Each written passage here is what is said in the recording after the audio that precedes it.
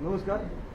आजची अत्यंत महत्त्वाच्या विषयावर अधिवेशनाच्या अगदी आदल्या दिवशी बोलवण्यात आलेली ही पत्रकार परिषद ही ठाण्यातील पाणी या अत्यंत महत्त्वाच्या विषयाला धरून आपले आमदार श्री संजय केळकर साहेब, आमदार निरंजन डावखरे सर आणि आमदार माधवीताई नाईक यांनी ही पत्रकार परिषद आज संयुक्तरित्या घेण्याचं ठरवलं.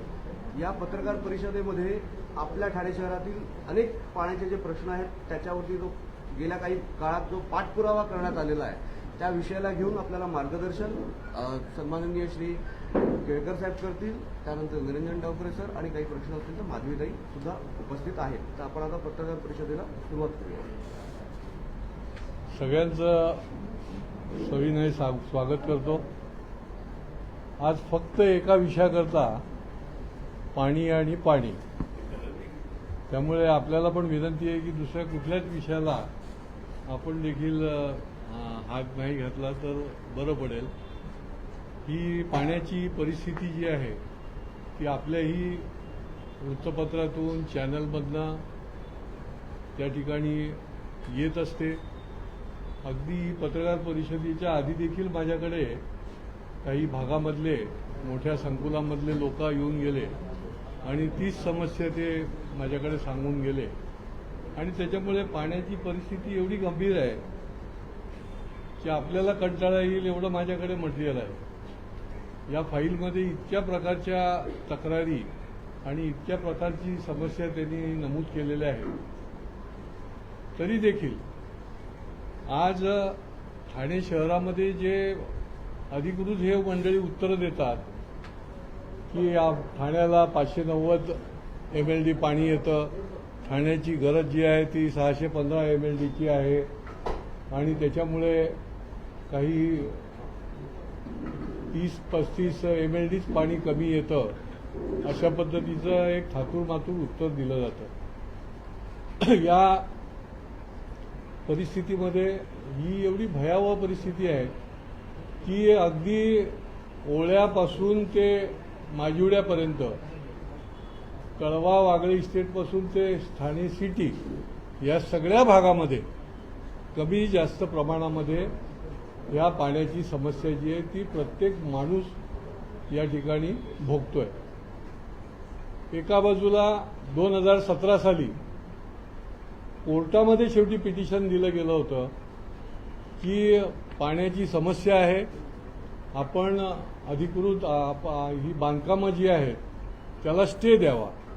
आणि हायकोर्टाने खरंच त्यांच्या निदर्शनास आल्यावर 2017ला नवीन बांधकामाच्यासाठी स्टे दिला, पुनर्विकासाच्या नाही, नवीन बांधकाम. आता नवीन बांधकामाला स्टे दिल्यानंतर महापालिकेने कालांतराने त्या ठिकाणी खोटं अफिडेव्हिट दाखल केलं आणि त्या अफिडेव्हिटमध्ये त्यांनी सांगितलं की पाण्याचं वितरण करण्यासाठी आता आम्ही सक्षम झालेलो आहोत, आमच्याकडे नियोजन आहे आणि आपण हे जे आहे ते उठवा. त्याच्याप्रमाणे कोर्टाने पुन्हा त्यांना विचारलं की एका बाजूला लोक नवीन इमारती बांधायला सुरुवात करतील, तिथे लोक येतील, त्याचं समोर ठेवून तुम्ही केलंय का नियोजन? परंतु अफिडेव्हिटच खोटं होतं, त्याच्यामुळे नियोजनाचा प्रश्नच येत नाही आणि त्यामुळे कुठल्याही प्रकारचं नियोजन त्या ठिकाणी झालं नाही. आज ज्या गतीने आणि ज्या पद्धतीने इमारती वाढत आहेत आणि लोकसंख्या या ठिकाणची ठाण्यामध्ये येणारी संख्या ही ज्या गतीने मोठी वाढते, 40-50 मजल्याच्या इमारती 50-50, 60-60 ठराविक भागामध्ये होतात. मग इकडच्या भागात आपण वर्तकनगरला बघा, ढोकाळी, कोलशेत, कोवळापासून भाईंदरपाड्यापर्यंत बघा, प्रचंड मोठी मोठी संकुलं आणि टॉवर त्या ठिकाणी तयार होत आहेत.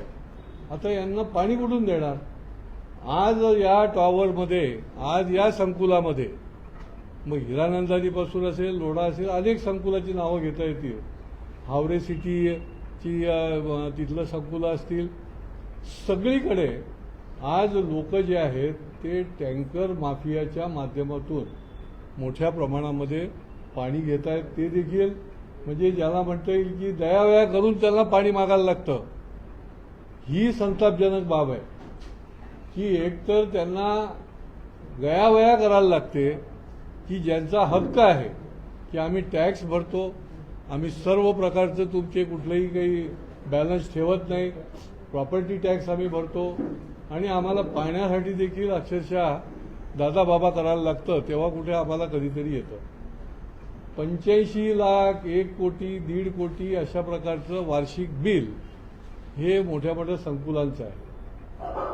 काही ठिकाणी जिथे वस्त्या आहेत, चाळी आहेत, आमच्या झोपडपट्ट्या आहेत, त्या ठिकाणी देखील ठराविक वेळेला जे पाणी मिळतं त्यांना ते देखील मुबलक मिळत नाही.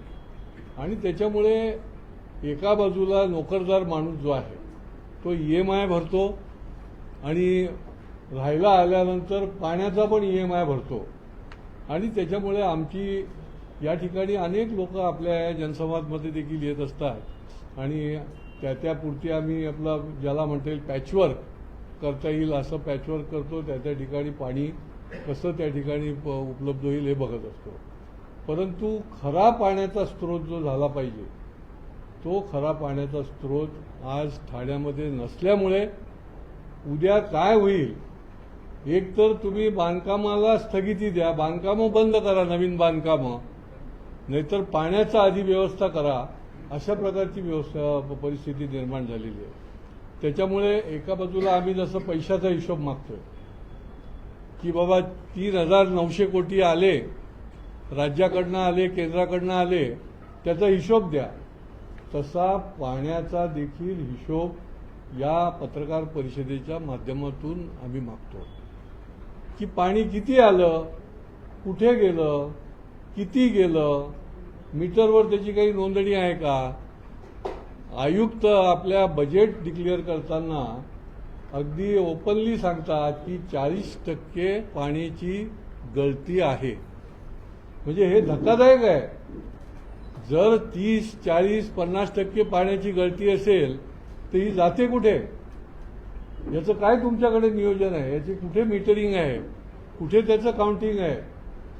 आणि त्याच्यामुळे इतकी सगळी म्हणजे भयावह परिस्थिती आहे आणि अत्यंत ज्याला म्हणता येईल की इथल्या प्रशासनाचा नाकर्तेपणा, इथल्या प्रशासनाचा चालढकलपणा, या इथल्या प्रशासनाचे जे अधिकारी आहेत हे उन्मत्तपणे ज्या पद्धतीने लोकांना उत्तरं देत आहेत, तर त्याच्यामुळे या पाण्याची स्थिती जी आहे ती अति गंभीर होत चाललेली आहे. या ठिकाणी पाण्याचं जे वितरण आहे, मी तुम्हाला आता थोड्या वेळाने 10 पानाचं मटेरियल आम्ही देणार आहोत. आता तुम्ही ते बघून घरी जाऊन वाचून तुम्हाला अनेक त्याच्यामध्ये माहिती मिळेल, कारण मी प्रत्येक तुम्हाला काही मांडू शकणार नाही.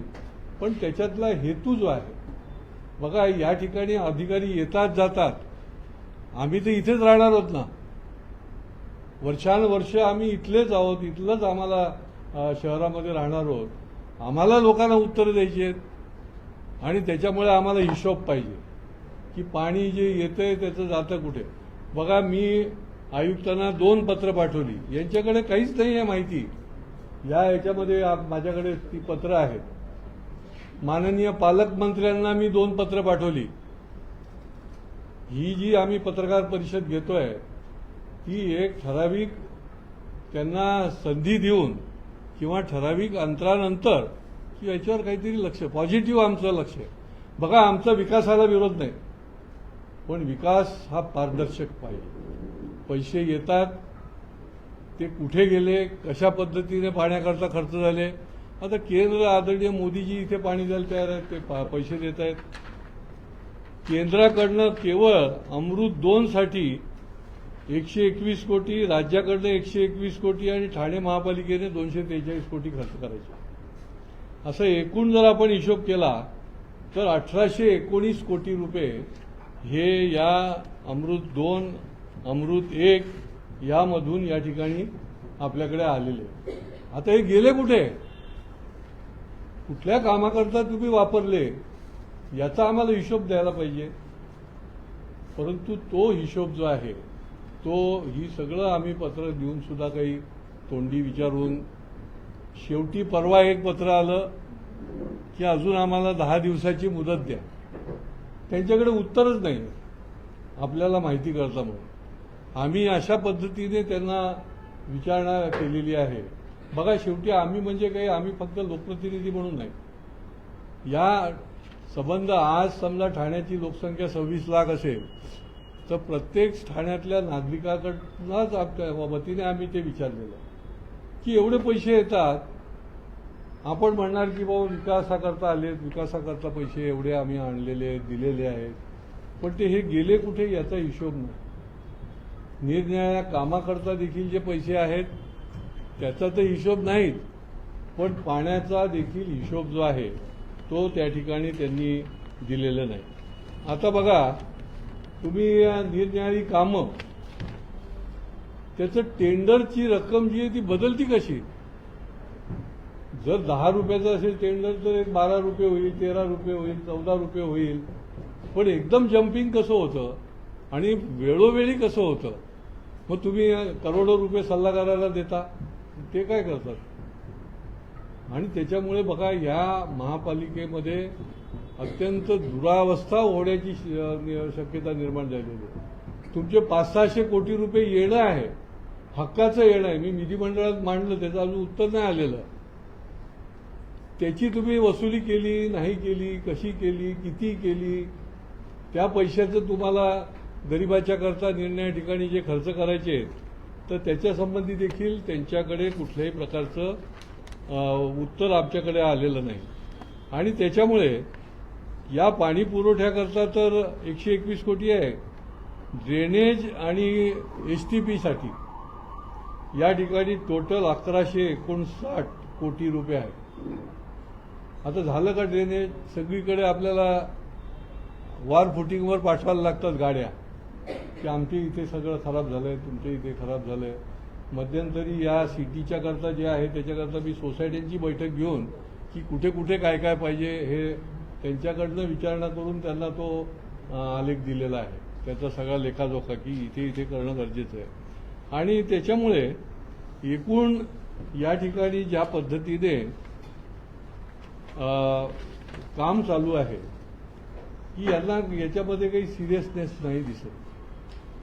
टेमघर जलशुद्धीकरण केंद्र, पिसेचं हेडवर्क, ठाणे महापालिका पाणीपुरवठा याची कार्यक्षमता, त्याचं व्यवस्थापन, हे सगळं याच्यामध्ये दिलेलं आहे. आणि या सगळ्या याच्या पार्श्वभूमीवर माननीय पालकमंत्र्यांना देखील मार्चमध्ये 2 महिन्यानंतर मे मध्ये आपण पत्र दिलंय की याच्यामध्ये अनेक प्रकारचा पाण्याचे स्रोत आपल्याला निर्माण करण्याची गरज आहे. शेवटी आमचे पालक आहेत, त्यांच्या पुढाकाराने अशा प्रकारची बैठक होणं गरजेचं आहे. आणि त्याच्यामुळे आम्ही त्यांना विनंती केली आहे की काय काय याच्यामध्ये करता येईल, टँकरच्या करता काय करता येईल, कशी परिस्थिती निर्माण झालेली आहे. आणि त्याच्यामुळे याच्यामध्ये काही श्रेय घेण्याचा हा तर ज्वलंत प्रश्न आहे आमच्या ठाणेकरांचा. याच्यामध्ये आम्ही दिलं काय आणि तुम्ही स्वतः घेतलं काय, केलं काय, हे तुम्ही घेणं भाग आहे. कितीही कामाचा व्याप जरी असला तरी आमच्या ठाणेकरांकरता आजपर्यंत गेल्या मार्चपासून आम्हाला काही बैठक मिळालेली नाही. असेल निरनिराळी ते कुठल्या निरनिराळ्या कामामध्ये व्यस्त असतील, पण ठाणेकरांनी काय करायचं, कुठे जायचं? आणि त्याच्यामुळे ठाणेकरांचे लोकप्रतिनिधी म्हणून आमचं काम आहे की हे समोर आलं पाहिजे, याची तातडीने अंमलबजावणी व्हायला पाहिजे. कारण की हे काही साधी गोष्ट नाही आहे. आता बघा, माझ्याकडे तर सोसायट्यांच्या लिस्ट आहेत. हिरानंदानी, प्लॅटिनम हेरिटेज, लोढा क्लस्टरचे तर आत्ता पण आले होते, तिथे 7 क्लस्टर आहेत. बेनफोर्ड, धर्मवीर नगर, निरनिराळ्या वस्त्या पण आहेत त्याच्यामध्ये. असं पूर्ण सगळी त्यांची किती पैसे भरतात. त्याच्यामुळे या संबंधामधली जी निधी गेलेला आहे, त्यामुळे आमची मागणी जी आहे त्या मागणीच्या अनुषंगाने कुठे आपली पानं भरपूर आहेत आमची, सगळी नाही वाचली.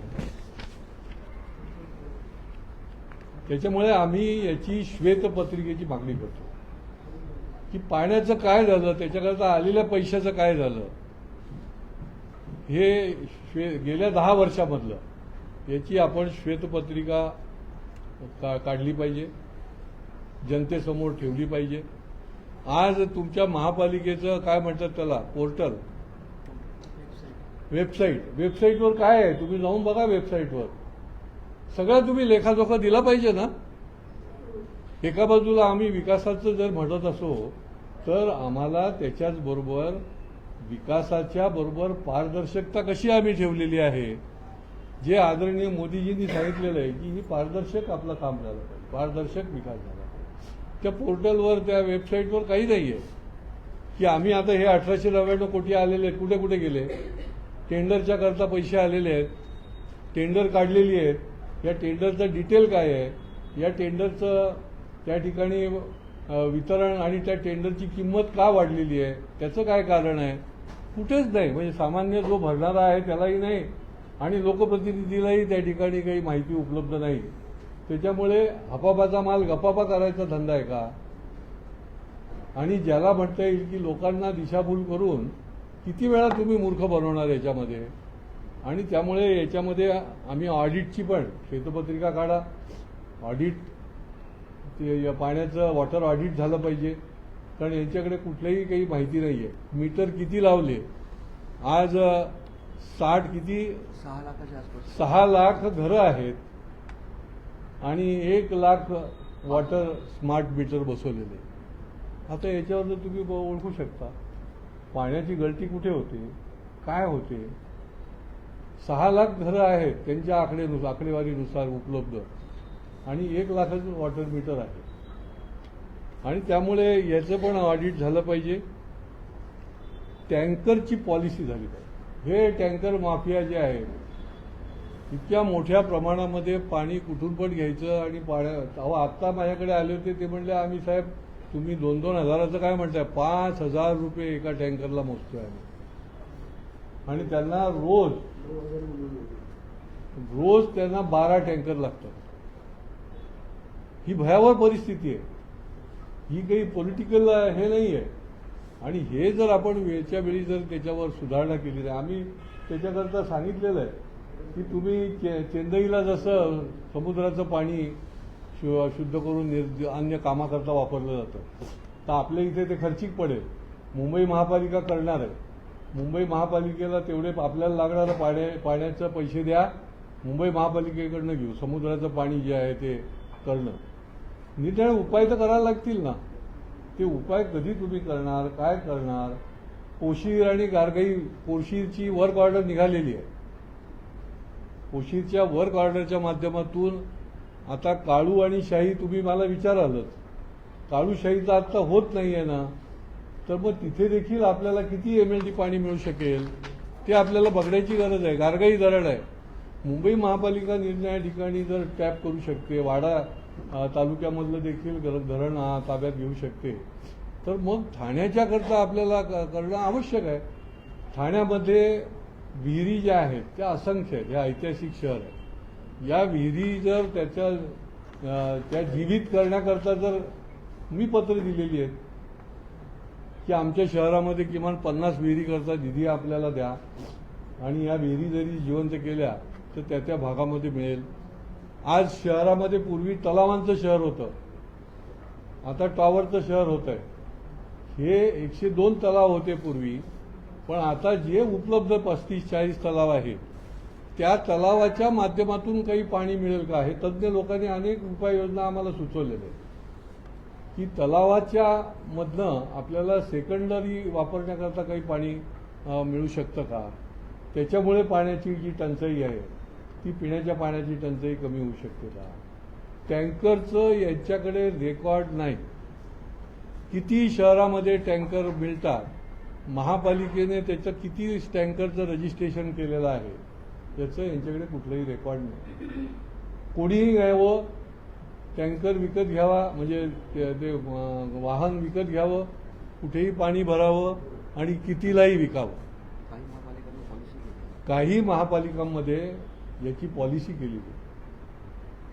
जवळजवळ 10 महापालिका अशा आहेत की त्याच्यामध्ये या टँकरच्या संबंधी देखील एक पॉलिसी आहे की तुम्ही जसं झाडं कापायला तुम्ही पॅनलवर कॉन्ट्रॅक्टर ठेवता, तसं पाणी पुरवायला देखील तुमचं पॅनल असलं पाहिजे. एरिया वाईज पाहिजे की आहे ना, तुम्ही त्या अमुक एक प्रभागामध्ये पाणी द्या वाटत, तुम्ही त्या प्रभागामध्ये वाटलं. इथे अंधाधुंद कार्यक्रम आहे आणि टँकर माफियाचा हैदोस या ठिकाणी चालू आहे. कोणालाच काही पत्ता नाही, यांनाही नाही माहिती, तुम्हालाही नाही.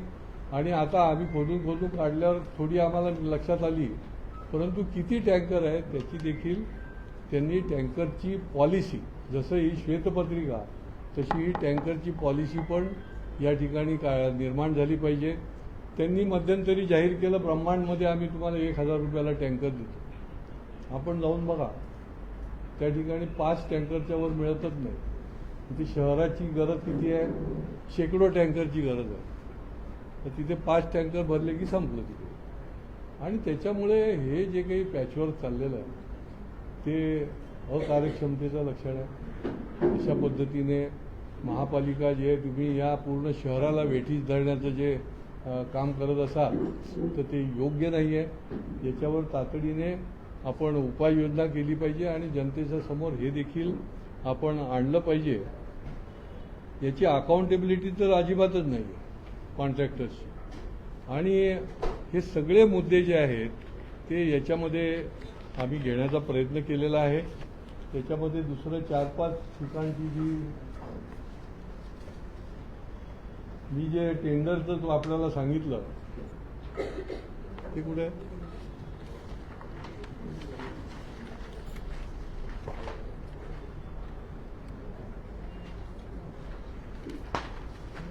ते महापालिकेचं कन्स्ट्रक्शन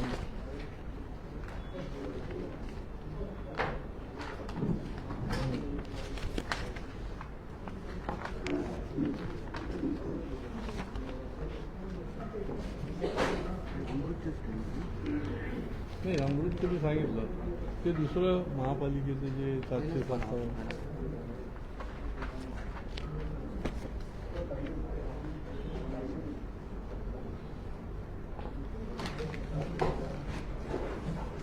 आता बघा,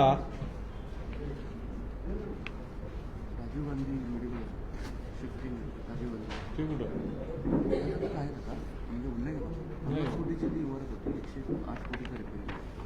आता हे राजीव गांधी मेडिकल कॉलेजची इमारत 50 कोटीची होती आणि त्याचं आता 108 कोटीचं रिपेअरिंग आहे.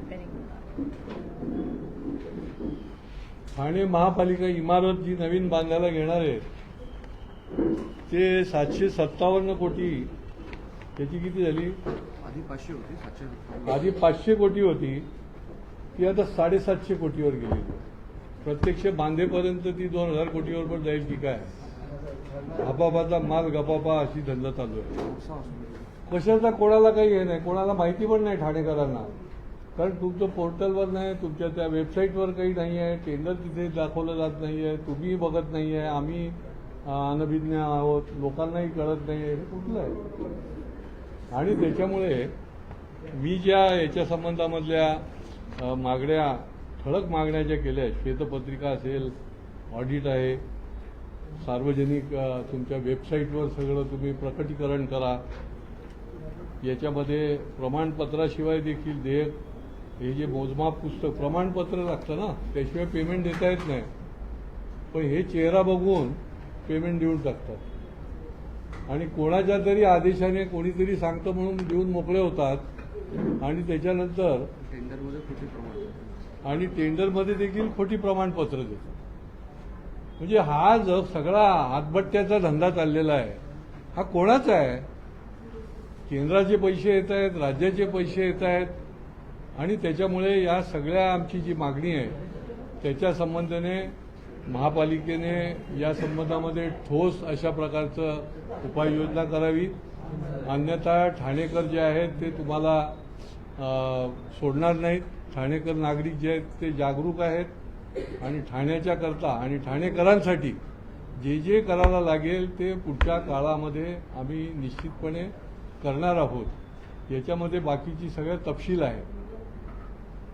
मी हे सगळं मांडायला गेलो तर 2 तास पुरणार नाही.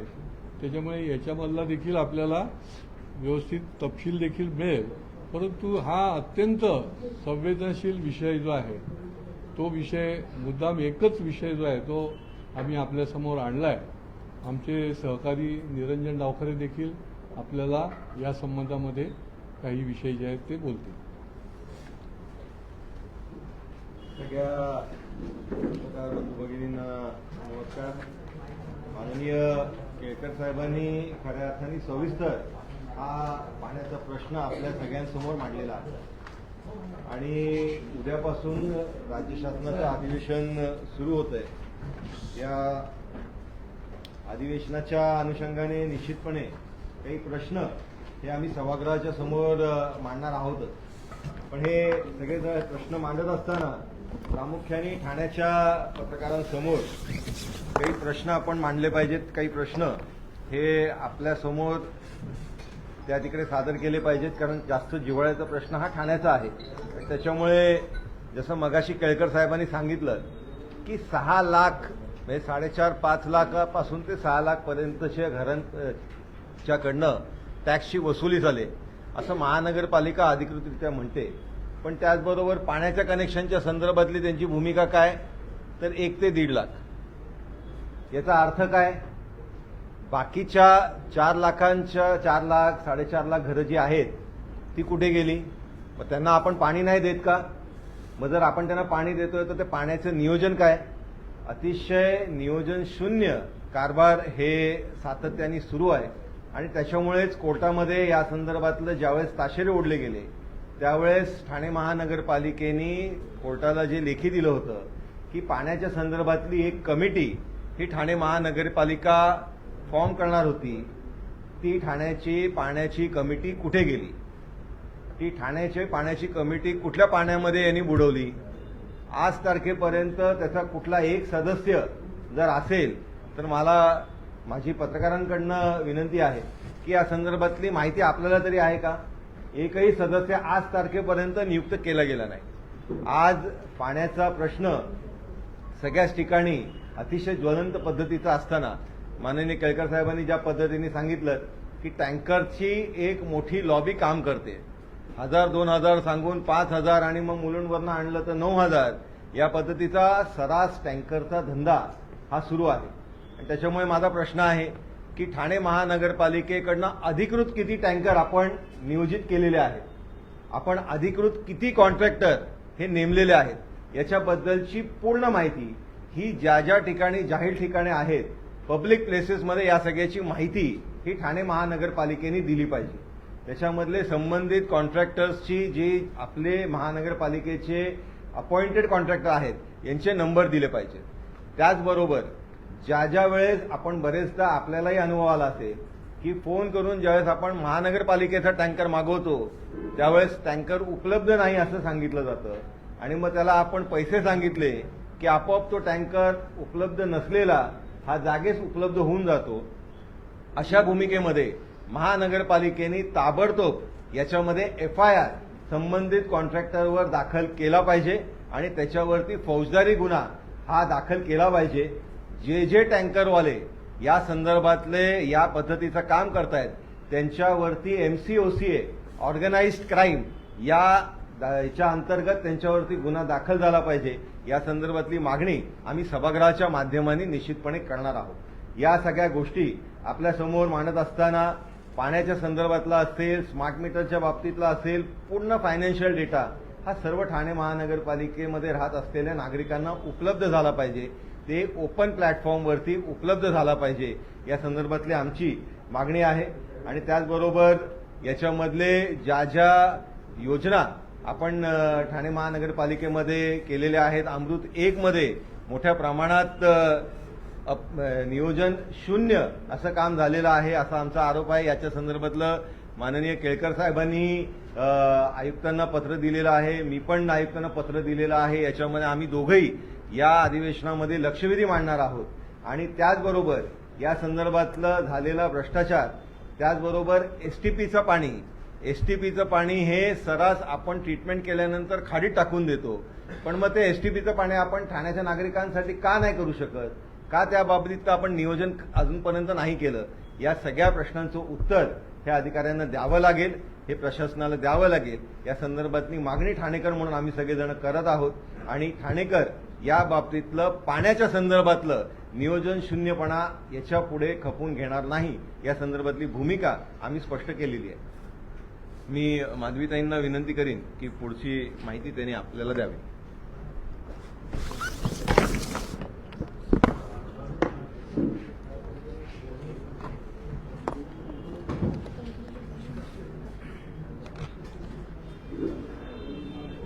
खरं तर अत्यंत संवेदनशील अशा विषयावरती ठाणे शहरातल्या भारतीय जनता पक्षाच्या दोन्ही आमदारांनी आवाज उठवलेला आहे.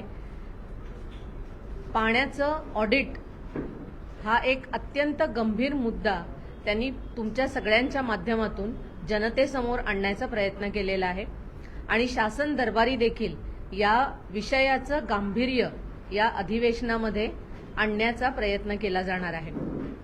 खरं तर या शहरामध्ये वाढती लोकसंख्या लक्षात घेऊन काय काय खबरदारी घेतली पाहिजे, पाण्याचं वितरण कसं झालं पाहिजे या संदर्भामध्ये माननीय संजय केळकरांनी या आधी देखील अनेकदा पाठपुरावा केलेला आहे, पत्रव्यवहार केलेला आहे, परंतु त्याला कोणत्याही पद्धतीचा कोणत्याही प्रकारचा प्रतिसाद हा शासनाकडनं इथल्या महानगरपालिकेच्या प्रशासनाकडनं मिळालेला नाही. त्यामुळे येत्या काळामध्ये पाण्याची उपलब्धता, त्याची मागणी, त्याचा पुरवठा कशा पद्धतीने केला जाणार आहे या सगळ्या गोष्टी जनतेसमोर अत्यंत स्पष्टपणे आणि पारदर्शकपणे आल्या पाहिजेत, यासाठीचा आमचा पाठपुरावा या अधिवेशनामध्ये राहील. मगाशी दोन्ही आमदारांनी सांगितलं त्याप्रमाणे शासनाचा, केंद्र शासनाचा आणि राज्य शासनाचा किती निधी महानगरपालिकेकडे आलेला आहे या संदर्भातली माहिती आता या माहिती पत्रकाच्या माध्यमाने तुमच्यापर्यंत देखील पोहोचलेली आहे. दुर्दैव हे आहे की ह्या सगळ्या संख्या ज्या आहेत या केवळ कागदावर आहेत. हा निधी वर्ग झालेला आहे, परंतु त्या निधीचा विनियोग कसा झालेला आहे याबद्दलची कोणतीही माहिती आजपर्यंत अधिकृतपणे महानगरपालिकेच्या माध्यमातून जनतेसमोर किंवा आमदारांच्या समोर देखील आलेली नाही. त्यामुळे आमची सगळ्यांची हीच मागणी असणार आहे की जो काही निधी पाणी या विषयाकरता, पाण्याच्या वितरणाकरता ठाणे महानगरपालिकेकडे आलेला आहे त्याची विस्तृत माहिती आमदारांच्या माध्यमातून जनतेसमोर आणली गेली पाहिजे. प्रत्यक्षामध्ये या पैशांचा विनियोग कसा झालेला आहे आणि त्याचा काय परिणाम झालेला आहे हे जनतेसमोर आलं पाहिजे. मोदीजींनी, माननीय पंतप्रधान मोदीजींनी आतापर्यंत जनतेच्या पायाभूत सुविधांना प्राधान्य दिलेलं आहे आणि त्याच कारणाने त्यांनी ठाणे महानगरपालिकेसाठी मोठ्या प्रमाणावरती पाण्याच्या वितरणासाठीचा निधी दिलेला आहे. त्यांच्या मतदारांचा हा अधिकार आहे की त्यांच्यासाठी आलेला निधी हा त्यांच्याकरता वापरला गेला पाहिजे. मधल्यामध्ये हा निधी कुठे जातो याची वाच्यता माननीय आमदार संजयजी केळकर यांनी तुमच्यासमोर उघडपणे केलेली आहे. आम्हा सगळ्यांचा अधिवेशनामध्ये हा आग्रह राहणार आहे की अशा पद्धतीची लपवाछप्पी याच्यापुढे खपवून घेतली जाणार नाही आणि जो निधी या ठाणे शहरातल्या नागरिकांसाठी म्हणून केंद्र शासनाच्या माध्यमातून आलेला आहे त्याच्या पैचा हिशेब आणि त्याचा विनियोग काय झाला याबद्दलची पारदर्शक माहिती जनतेसमोर आम्हाला या अधिवेशनाच्या प्रश्नोत्तराच्या आणि लक्षवेधीच्या माध्यमातून आणायची आहे. मला असं वाटतं की तुम्हा सगळ्या पत्रकार बंधूंना देखील आता या माहिती पत्रकाच्या द्वारे विस्तृत अशी माहिती दिलेली आहे. त्यामुळे या विषयाचं गांभीर्य तुम्हाला देखील कळलेलं आहे. या संदर्भामध्ये आपणही आमच्या या विषयाला सहकार्य करावं आणि जनतेच्या मागण्यांसाठी आमचा जो काही एक स्टँड आहे, आमची जी मागणी आहे त्याला तुम्ही देखील सगळ्यांनी सहकार्य करावं.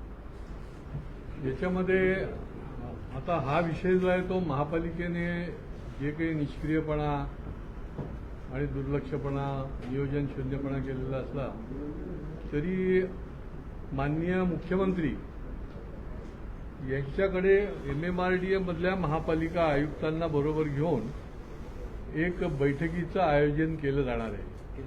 म्हणजे या 2-3 दिवसा अधिवेशनाच्या काळात आणि त्या बैठकीच्या माध्यमातून म्हणजे सागरी पाण्याचं शुद्धीकरण असेल किंवा उपलब्ध पाण्याच्या संबंधी तर त्याच्यामध्ये देखील हा विषय जो आहे तो निश्चितपणे आम्ही घेणार आहोत. पाण्याचा जो विषय आहे पाण्याचा आज बद्दल म्हटलं की निधी काय बद्दल चोरी होते पाणी चोरी होते. तुम्ही जेव्हा बघा पाईपलाईन किती ठिकाणी फोडले तर आपण सत्तेमध्ये आहात तर ह्या ठिकाणी आपण महापालिका आयुक्त किंवा त्यांना घेऊन दाखवणार का? असे अनेक प्रकार जे आहेत ते आम्ही प्रत्यक्ष फोटोद्वारे व्हिडिओद्वारे प्रत्यक्ष भेटून आम्ही वेळोवेळी दाखवत असतो, दाखवलेले आहेत म्हणजे अगदी अनधिकृत बांधकामापासून. परंतु संवेदनशीलताच नसेल आणि दाढी कातडी असेल आणि अशा पद्धतीने जर मस्ती असेल, मी याला मस्तीच म्हणेन की तुम्ही किती लाख लोकांना वेठीस धरताय. याच्यामध्ये तुम्ही उपाययोजना तातडीने करायला पाहिजे. आम्ही जे सांगतो ते तरी केलं पाहिजे, परंतु याच्यामध्ये केलेलं नाही. त्याच्यामुळे हा विषय जो आहे तो वेळोवेळी निदर्शनास आणलेला आहे. तुम्ही म्हटलं त्या प्रश्नाला धरूनच आमची मागणी ही पण आहे की प्रत्येक प्रभागामध्ये सोडलेलं पाणी ते किती आहे, त्याचबरोबर किती पाण्यावरती बिलिंग होते आणि प्रत्यक्ष वसुली किती होते याच्या संदर्भातलं ही पूर्ण अहवाल हा महानगरपालिकेने प्रकाशित केली पाहिजे ही आमची मागणी आहे. सर तुम्ही अमृत 1 आणि अमृत 2 ह्या योजनेच्या अंतर्गत 1819 कोटी आलेले आहेत असं तुमचं म्हणणं? 1899 1819 आलेले आहे. तर मग 1819 कोटी रुपये हे नेमके गेले कुठे? म्हणजे जर इतर एक बघायला गेलं तर आपल्या हा विचार केला तर एखादं शाही धरण उभं राहील त्याच्यामध्ये. शाही धरणाचा तुम्ही मागाशी सांगितलं की महापालिकांचे इमारतींचे खर्च वाढत गेले. शाही धरण पण तेव्हा निरंजन डावखरे पण ह्याच्यात होते, म्हणजे डावखरे साहेब पण उपसभापती होते. त्यांच्या काळात जेव्हा हे आलेलं शाही धरण काढण्यासाठी आलेलं तेही टक्केवारीच्या नादात धरण मागे पडलं असं बोललं. म्हणजे 1819 कोटी नेमके गेले कुठे? तोच तर आम्ही मागणी केलेली आहे ना 1819 की आम्हाला हिशोब द्या. हे कोणी केले? हे कोणी केले? महापालिकेत आता सत्ताधारी जी शिवसेना आहे तुमचा मित्र पक्ष असतो त्या शिवसेनेने केले की अधिकाऱ्यांनी केले? नाही, आम्हाला प्रशासनाने याचं माहिती दिली पाहिजे. शेवटी प्रशासन हे सगळी आकडेवारी आणि याची जी ती देत असते. ते गेले कुठे? तोच तर आम्ही मागितलंय. श्वेतपत्रिका त्याच्याकरताच तर काढायची मागणी केली.